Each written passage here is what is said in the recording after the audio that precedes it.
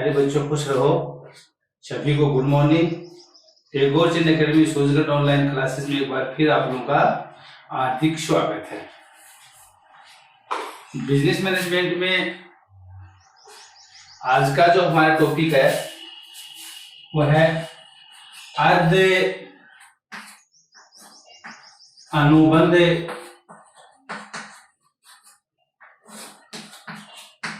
से संबंधित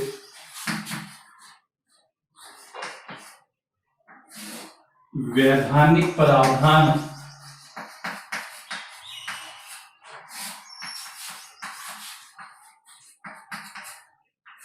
या नियम। आज का जो अपना टॉपिक है वो है अर्ध अनुबंध से संबंधित वैधानिक नियम या प्रावधान। कल हम लोगों ने जो वीडियो डाला था आपको, कल हम लोगों ने जो पढ़ा था उसमें आपको बताया था कि अनुबंध के निष्पादन संबंधी प्रावधान, अनुबंधों का जो निष्पादन है उसके बारे में पढ़ा था। अनुबंध की समाप्ति उसके बारे में हम लोगों ने अध्ययन किया था, और अनुबंध भंग या अनुबंध भंग होने की दशा में जो पीड़ित पक्षकार होता है उसे कौन कौन से अधिकार प्राप्त होते हैं, इस प्रकार का जो बातें थी कल हम लोगों ने पढ़ी थी। आज का जो हमारा मेन टॉपिक है वह है अर्ध अनुबंध से संबंधित प्रावधान। तो सबसे पहले आता है क्यूसी कॉन्ट्रैक्ट जो होता है अर्ध अनुबंध, अर्ध अनुबंध। क्वेश्चन बनता है अर्ध अनुबंध से आप क्या समझते हैं, अर्ध अनुबंध के वैधानिक प्रावधान बताइए। तो अर्ध अनुबंध वह होता है जो पक्षकारों द्वारा आपसी सहमति द्वारा नहीं होता। अर्ध अनुबंध वह होता है जो न्यायालय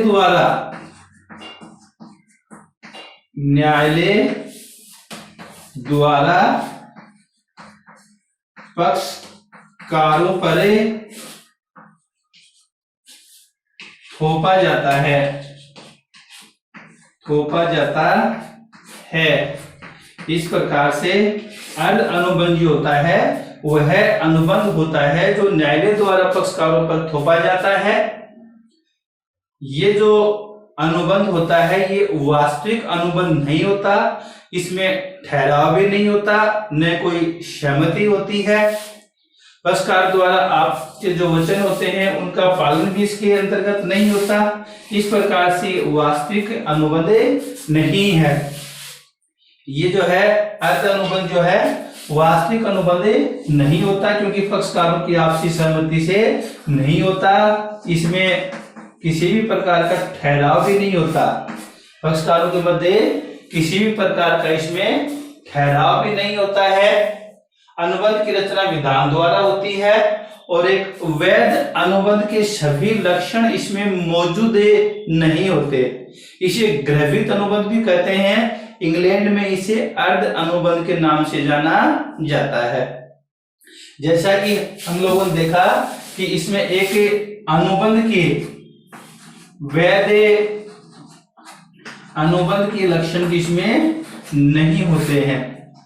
वैध अनुबंध के लक्षण भी इसके अंतर्गत नहीं मिलते हैं। जैसे दो पक्षकारों का होना, ठहराव का होना, वैधानिक संबंध स्थापित करने की इच्छा है या पक्षकारों में अनुबंध करने की क्षमता है, स्वतंत्र सहमति है, वैधानिक प्रतिफल, वैधानिक उद्देश्य है, प्रतिफल की निश्चितता है या निष्पादन की संभावनाएं हैं। ये एक वैध अनुबंध के निर्माण के लिए सभी आवश्यक लक्षण होते हैं, जबकि ये सभी अर्ध अनुबंध के अंतर्गत इनकी आवश्यकता नहीं होती। इस प्रकार से हम कह सकते हैं कि अर्ध अनुबंध वह होता है जो पक्षकारों की आपसी सहमति से नहीं होता।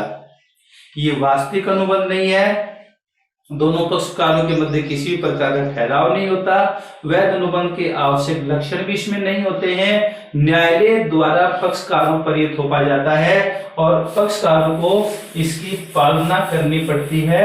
इसको अर्ध अनुबंध के नाम से जाना जाता है। जैसा कि उदाहरण के लिए आनंद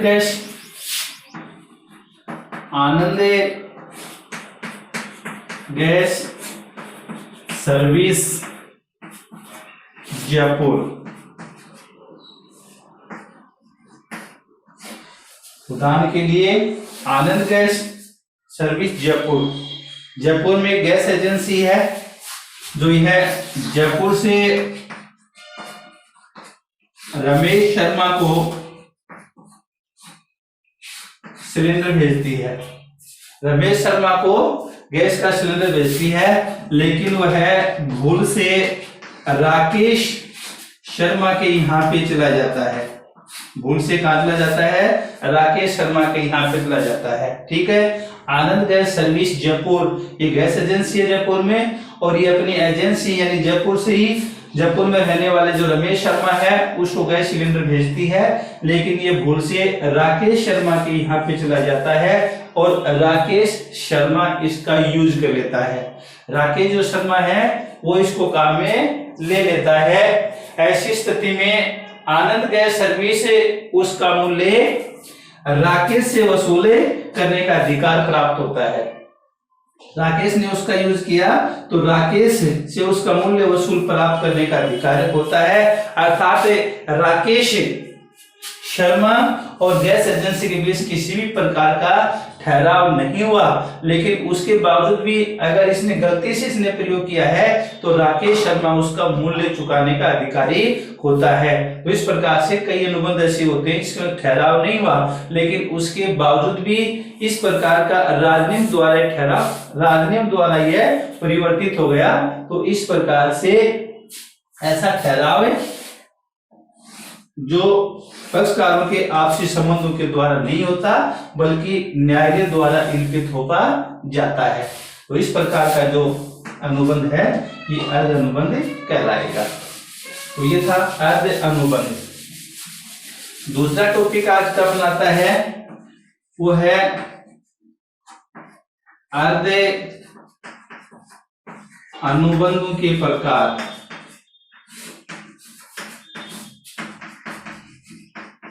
अर्ध अनुबंधों के प्रकार। अनुबंध अधिनियम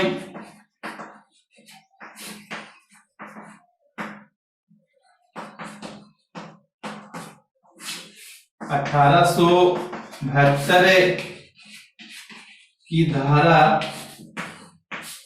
68 से 72 के अंतर्गत अनुबंध अधिनियम के अंतर्गत अर्ध अनुबंध जो होते हैं उनके प्रकारों का वर्णन किया गया है। उनके जो प्रकार होते हैं उनको दर्शाया गया है, उनको बताया गया है। तो इस प्रकार से अर्ध अनुबंध के जो प्रकार हैं, अर्ध अनुबंध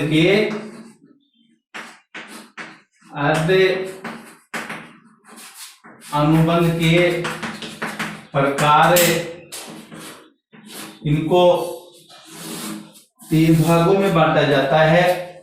अर्ध अनुबंध के जो प्रकार हैं इनको 3 भागों में बांटा जाता है। अनुबंध करने के अयोग्य पक्षकारों की आवश्यकताओं की पूर्ति करना। अनुबंध करने के अयोग्य पक्षकारों की आवश्यकताओं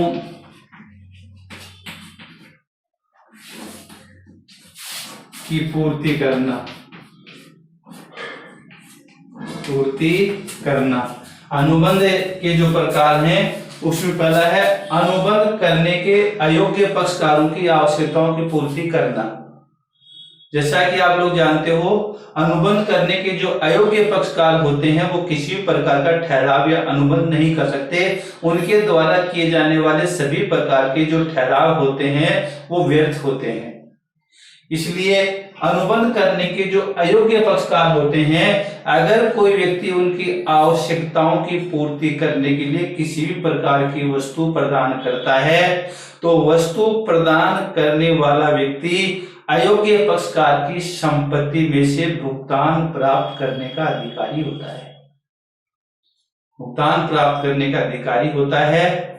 जैसे रीमा एक पागल लड़की है, लेकिन उसको जीविकोयापन के लिए, पालन पोषण करने के लिए विमल उसके आवश्यक वस्तु प्रदान करता है।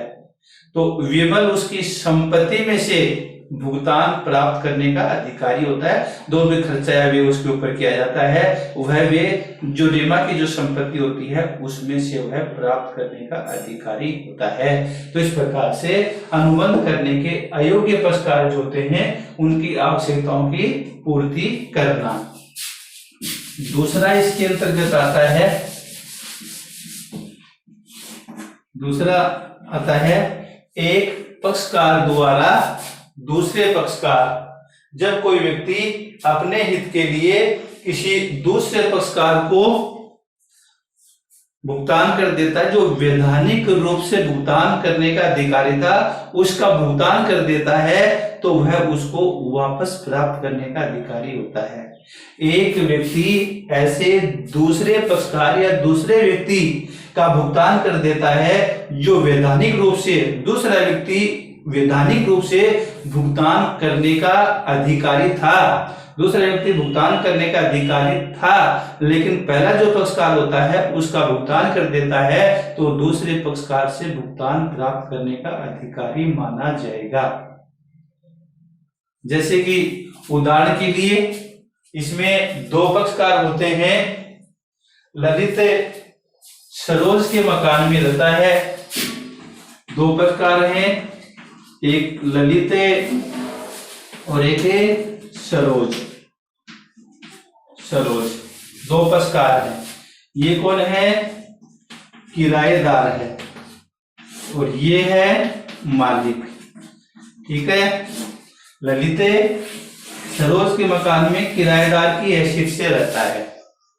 अब नल वह बिजली का जो बिल है, बिजली का बिल जो आता है वो सरोज जमा करवाती है, लेकिन कुछ महीनों से जो नल व बिजली का जो बिल है वह सरोज ने जमा नहीं करवाया, तथा नल व बिजली का जो कनेक्शन है उसको काटने का नोटिस प्राप्त हो गया। ऐसी स्थिति में अगर कनेक्शन कट जाता है तो ललित जो होता है इसको भी परेशानी भुगतनी पड़ती है। इस प्रकार से नल व जो बिजली का बिल होता है वो ललित के द्वारा भुगतान कर दिया जाता है। ललित जो है उसके द्वारा भुगतान कर दिया जाता है, हालांकि भुगतान करने का अधिकार सरोज का था। तो इस प्रकार से ललित द्वारा बिजली व पानी या नल जो है उसका जो बिल का भुगतान किया गया है वह है सरोज से प्राप्त करने का अधिकारी माना जाएगा, सरोज से प्राप्त करने का अधिकार होगा। इस प्रकार से यह भी अर्धानुबंध है। तीसरा जो इसके अंतर्गत आता है, एक पक्षकार दूसरे पक्षकार को स्वेच्छा से किंतु शुल्क लेने की भावना से, स्वेच्छा से किंतु शुल्क लेने की भावना से एक पक्षकार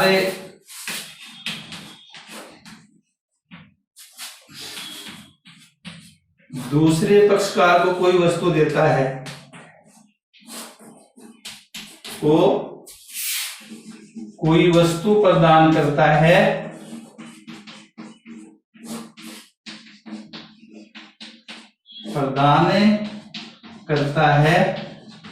स्वेच्छा से किंतु शुल्क लेने की भावना से एक व्यक्ति दूसरे व्यक्ति को कोई वस्तु प्रदान करता है,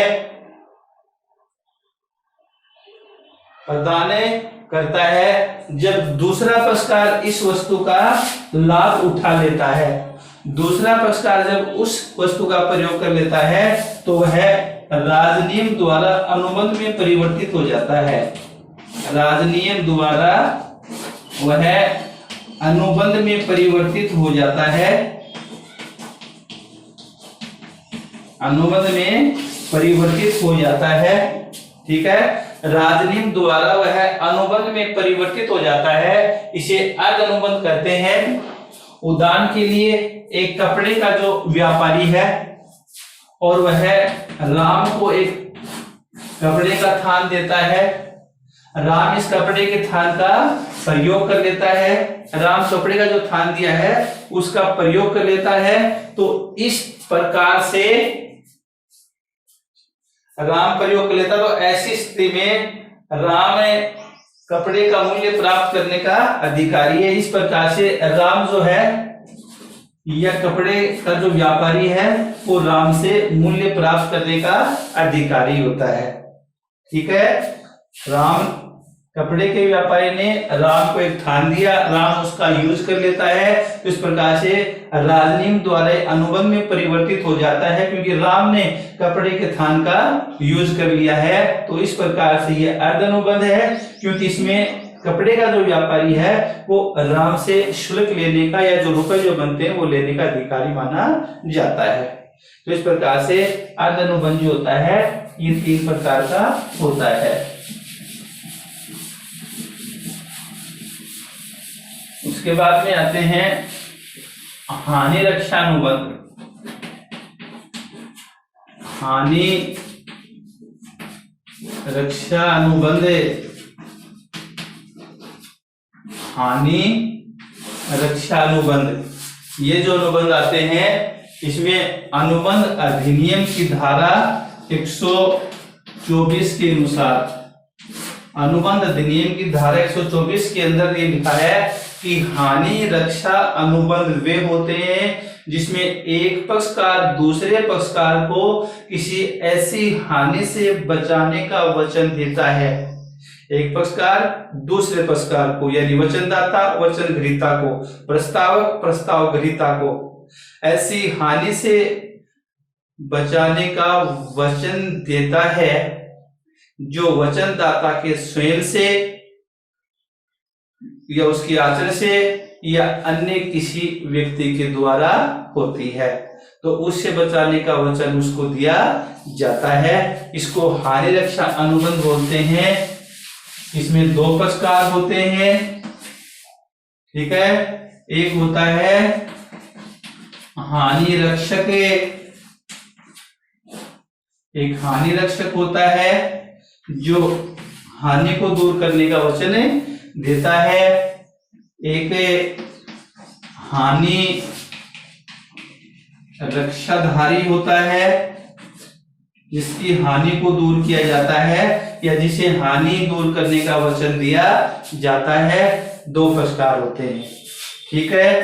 उदाहरण के लिए राम और श्याम 2 पड़ोसी हैं, दोनों पास पास में रहते हैं, एक साथ रहते हैं, दोनों दोस्त हैं और दोनों का जो मकान है उनकी संयुक्त रूप से एक ही दीवार है, संयुक्त रूप से एक ही दीवार है दोनों की।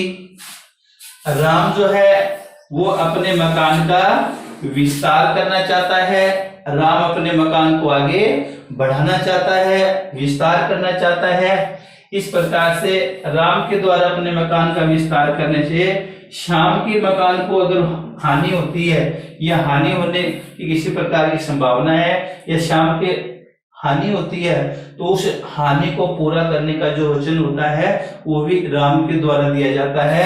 अर्थात श्याम को मकान को होने वाली जो हानि है, क्षतिपूर्ति जो होती है, उसका भुगतान भी राम के द्वारा किया जाएगा। इसको हानि रक्षा अनुबंध के नाम से बोला जाता है। ये दोनों जो है इसमें हानि होती है तो श्याम जो है उस हानि को पूर्ति करने का वचन देता है। इस प्रकार का जो अनुबंध होता है वो हानि रक्षा अनुबंध होता है। ये मैंने आपको बताया कि जो व्यक्ति हानि से बचाने का वचन देता है उसे हानि रक्षक कहा जाता है और जिसको हानि को बचाने का वचन दिया जाता है उसको हानि रक्षाधारी कहा जाता है।